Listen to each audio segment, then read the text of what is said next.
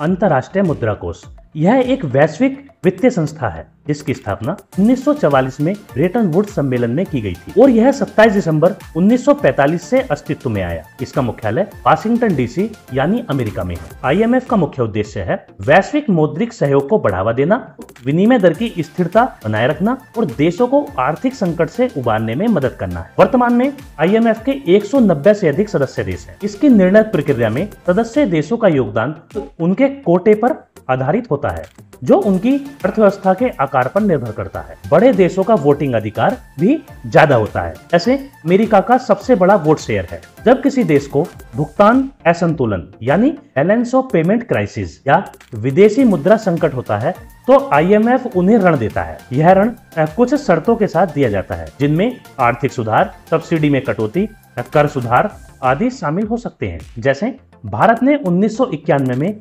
IMF से मदद ली थी। IMF सदस्य देशों की आर्थिक नीतियों की भी निगरानी करता है और समय समय पर उनकी आर्थिक समीक्षा प्रकाशित करता है। इसका उद्देश्य वैश्विक वित्तीय स्थिरता बनाए रखना है। IMF विकासशील देशों को बजट प्रबंधन, कर प्रणाली, बैंकिंग, सांख्यिकी इत्यादि क्षेत्रों में विशेषज्ञता और प्रशिक्षण देता है जिससे उनकी नीति निर्माण क्षमता बढ़े। IMF वैश्विक अर्थव्यवस्था की स्थिरता के लिए आवश्यक है, लेकिन इसकी शर्तें कई बार आलोचना का केंद्र भी बनती हैं।